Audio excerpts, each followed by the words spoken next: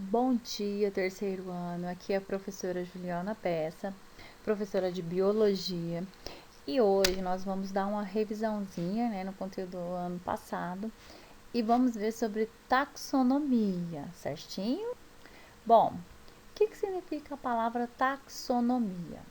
Taxon vem de ordem e mono, que é do grego lei. Então, na verdade, a lei que teve, na verdade, para organizar os nomes, teve esse objetivo de trazer uma organização aos animais. O que acontece? Sistemática ou classificação biológica, assim é conhecida essa matéria, tem como conceito, nós falando assim, de conceito, o que é a sistemática ou a classificação biológica? É o ramo da biologia que estuda as diversidades dos seres vivos. Então, com estudos que os pesquisadores, os cientistas fizeram há anos atrás, eles perceberam essa diversidade muito grande de animais. Então, foi-se necessário criar essa classificação biológica, ok? Então, a taxonomia nomeia e classifica os seres vivos de acordo com o seu grau de parentesco. Então, a taxonomia, como eu falei para vocês, é uma lei que vai organizar de acordo com o nome dos organismos, certinho? Vamos lá. Próximo conteúdo. Qual que é a importância da taxonomia?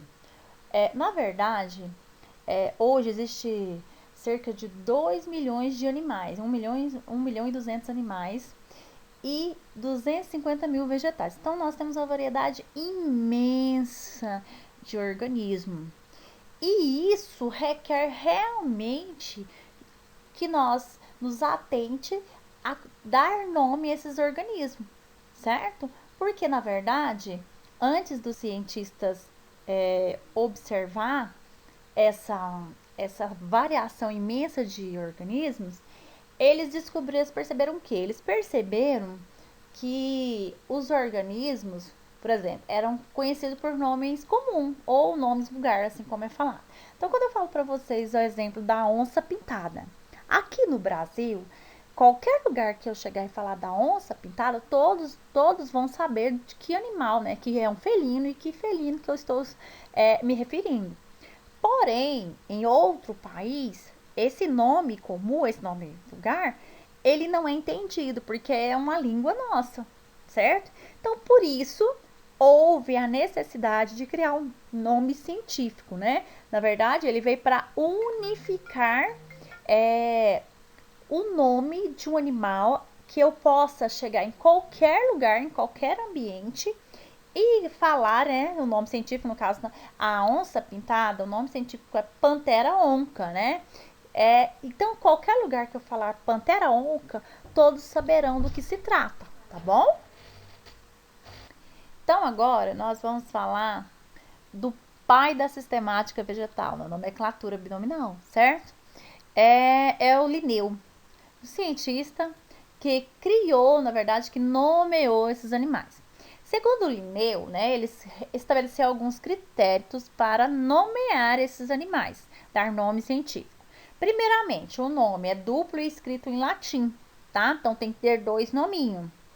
E eles vão utilizar categorias hierárquicas, Hierarquias. Exemplo do reino, classe, ordem, gênero e espécie. Eu vou explicar para vocês mais ou menos como é que funciona essa categoria, essa hierarquia.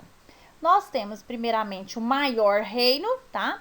Falando de ordem do maior para o menor. Nós temos os reinos, os filos, as classes, a ordem, a família, o gênero e a espécie.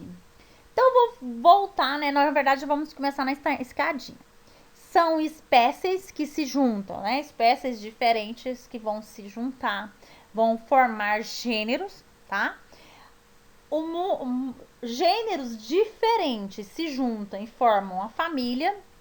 Famílias diferentes se juntam e formam ordens.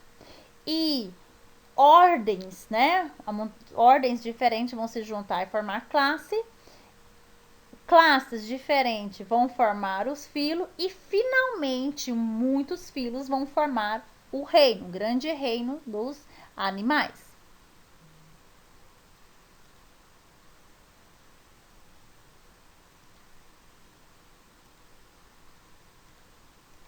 Vamos passar para o próximo, né? Então, definição de reino. Reino animalia. Exemplo de um reino animalia, certo? O animalia, quem pertence a esse reino é o homem, né? Que é um animal, e nesse grupo estão todos os outros animais. Filo dos cordata, né? No caso do homem é o cordata. Por quê? Porque possui notocórnea. O que é isso? Quando na sua formação embrionária, lá dentro da barriga da mãe, né? Vou falar dessa forma, pra vocês entenderem melhor. Tem um vestígio de coluna vertebral. Ela é chamada de notocórnea. Então, todos os animais que têm coluna vertebral, né? São chamados de cordata, tá? Classe, no caso dos mamália, por quê? Porque seus filhos mamam, tá bom? A ordem de primatas, família Homomidae, tá? Então, uma das observações que quando é família de animais, todos eles têm que acrescentar esse DAI, tá? Que é como diz, uma siglazinha. Dentro dessa família Homomidae, certo? Nós temos gorilas, chimpanzés e etc. Gênero Homo e espécie Homo sapiens. Essa é a nossa espécie, né? O ser humano. Olha só, eu tenho algumas outras classificaçõezinhas aqui de vegetais, né? Por exemplo, do plantae, né? A mesma forma que eu tenho o reino lá atrás, os animais, né? Animalia tem plantae, fungi, e aí por aí vai, tá?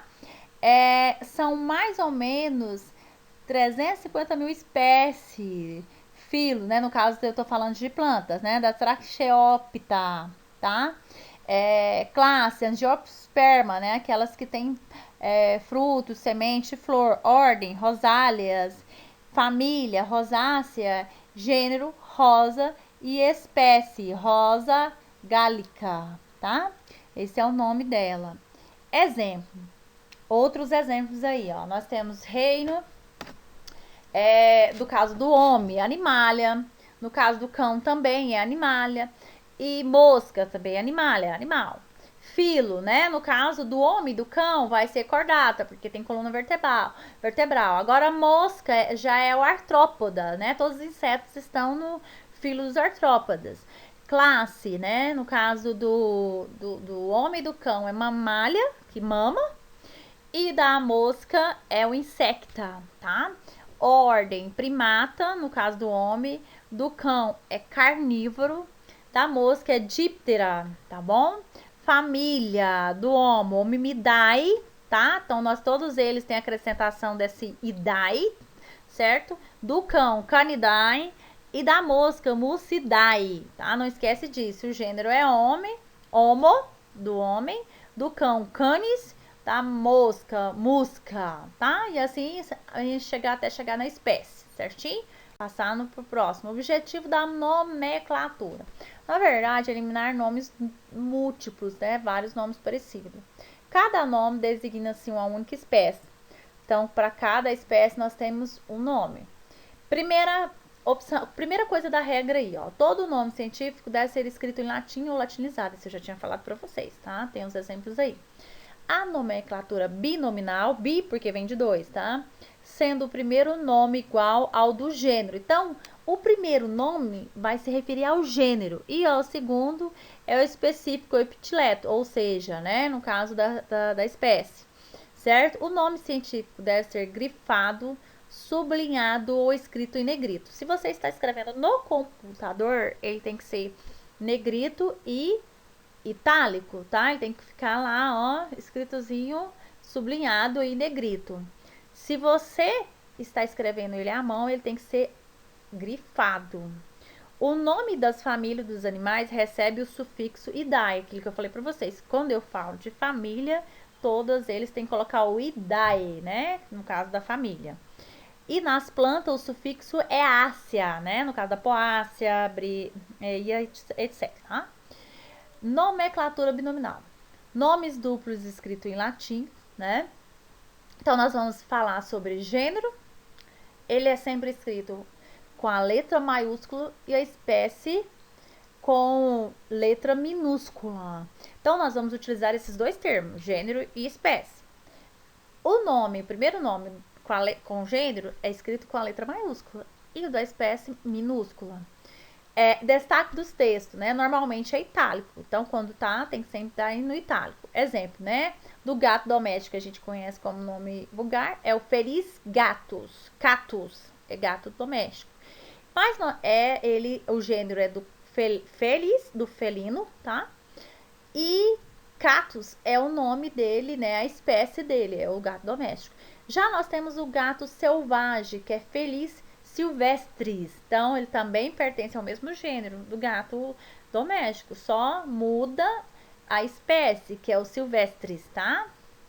Então, essa é a observação. Por causa da complexidade de certos grupos, também surge a necessidade de criarem um subtipo, sub e super, tá? Também nós temos isso.